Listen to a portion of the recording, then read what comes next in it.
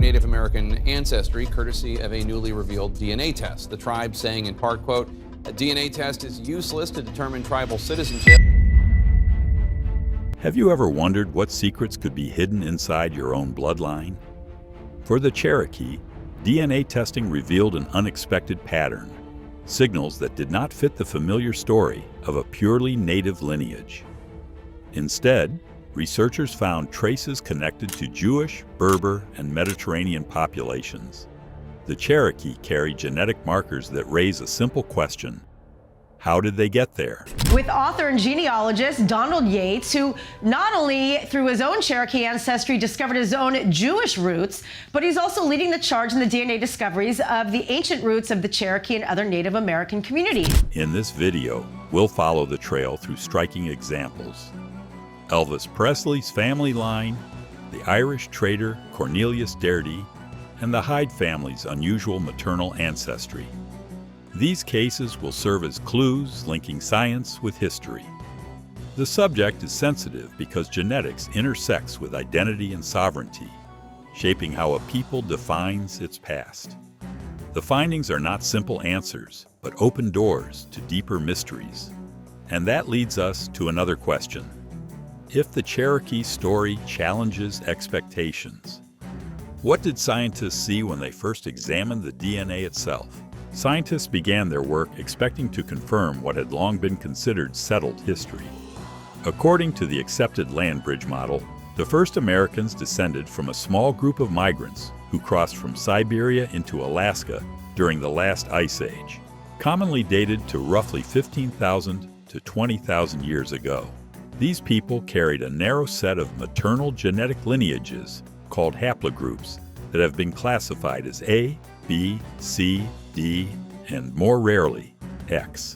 Most indigenous communities in the Americas were found to share these markers, which reinforced the view that all native ancestry could be traced back to a Siberian origin. For the Cherokee, researchers assumed they would see the same pattern. But when real data was placed under the microscope, the picture shifted in a way few expected. Alongside the standard haplogroups, scientists discovered a notable presence of haplogroups T, U, J, H, and X.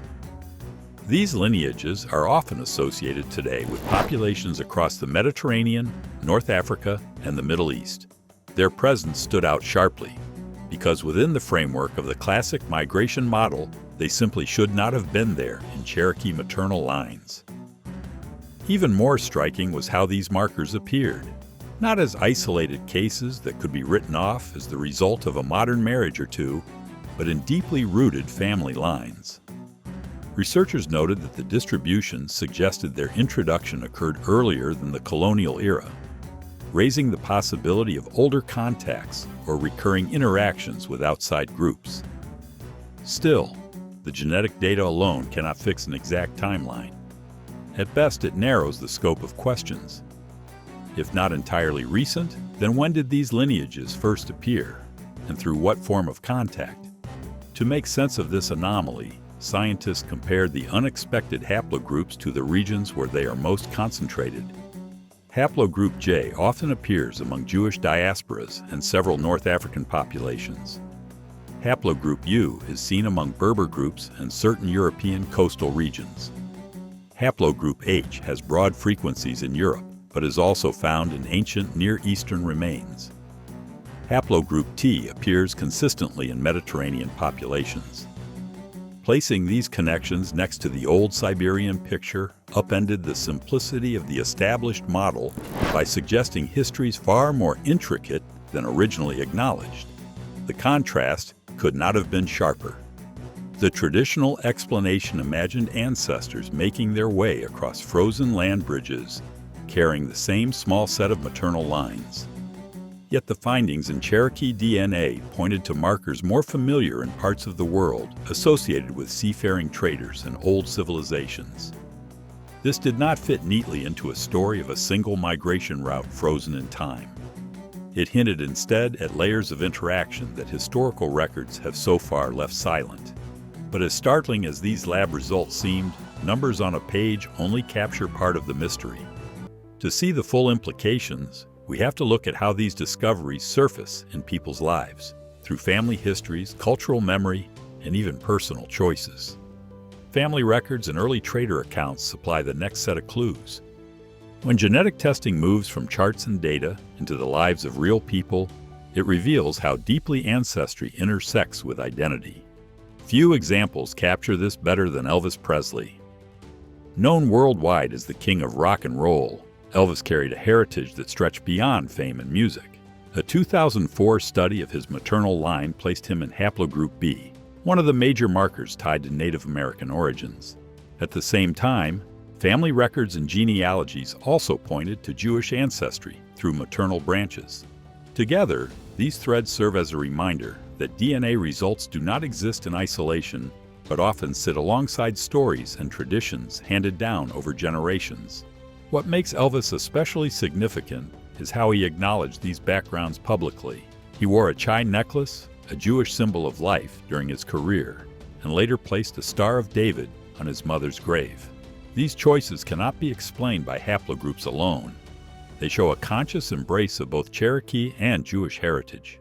His life illustrates how ancestry is not merely detected in a lab, but is also practiced, remembered, and honored in ways that carry deep personal meaning. Through Elvis, we see a person embodying two traditions that at first glance might seem separate, but were inseparable for him. His example demonstrates an important truth. DNA can highlight ancestral connections, yet it does not on its own decide who someone is. Identity is lived through culture, relationships, and choice. For families who carry unexpected genetic signals, like Old World haplogroups within Cherokee maternal lines, this lived reality underscores that genetics and heritage are not in conflict, but often intertwined. Yet the discussion grows more complicated when placed within Native communities. Genetic studies that point to unusual lineages are approached carefully because their implications extend beyond science. Researchers and tribal leaders alike recognize that genetic findings can spark debates that touch on sovereignty and citizenship. Some worry that these unexpected links, if overstated, could shift attention away from lived cultural belonging toward a narrow focus on DNA. In fact, many tribes openly state that a DNA test is useless for determining citizenship or cultural identity. Membership is defined through community, history, and tradition, not laboratory results. Against this cautious backdrop, Cherokee oral traditions gain renewed importance. Stories tell of ancestors arriving from faraway lands, or visitors who brought new knowledge and, in some cases, bloodlines. Dismissed by outsiders as myth, such accounts resonate differently when considered alongside unexpected genetic markers. They suggest a memory of encounters that may stretch far beyond the written record.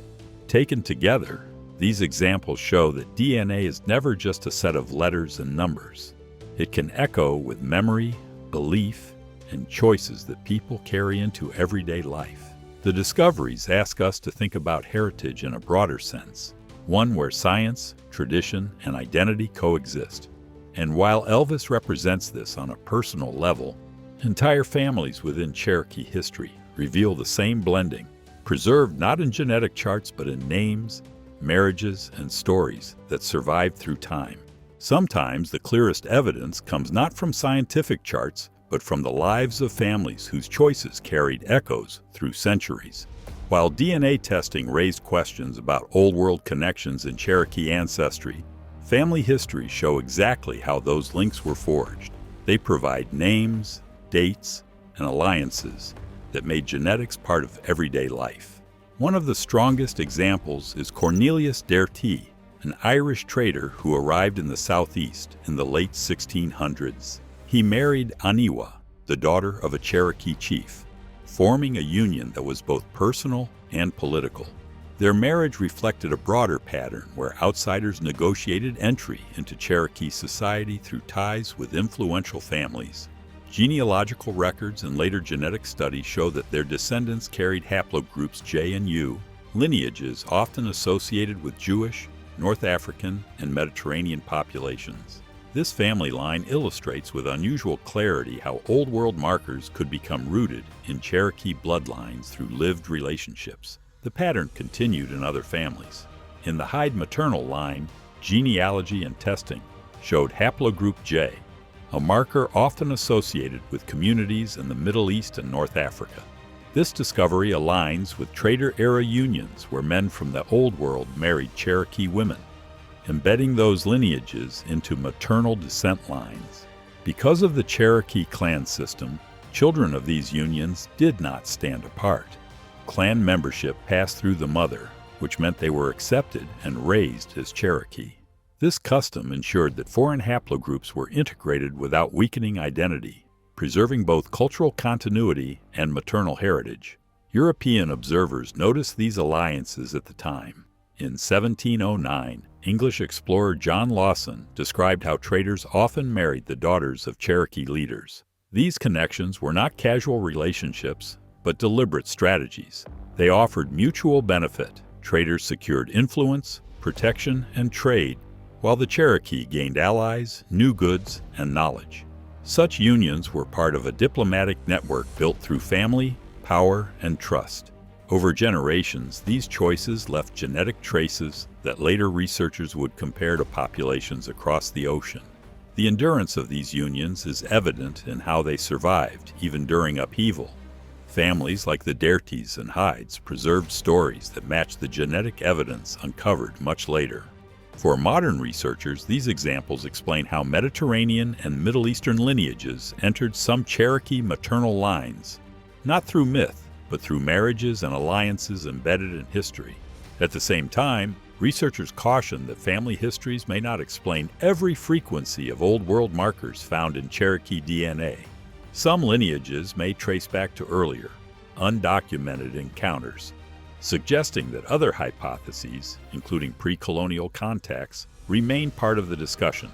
Together, these family records reveal that Cherokee ancestry cannot be reduced to a single path.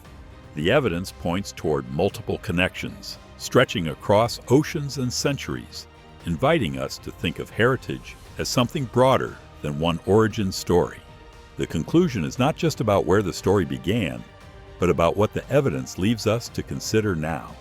Cherokee DNA testing revealed unexpected maternal haplogroups T, U, J, H, and X, markers not predicted by the classic Bering land bridge model. Family histories, like those of Cornelius Daertie and the Hyde maternal line, provide plausible explanations for some of these lineages through recorded marriages and alliances.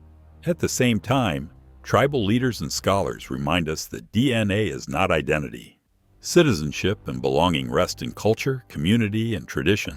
These findings complicate the textbook story and leave us with an open question. What other threads of history have we overlooked? If this topic sparked your curiosity, share what you found most surprising in the comments. And if you want to keep exploring mysteries where science and history intersect, consider subscribing and continuing the search with us.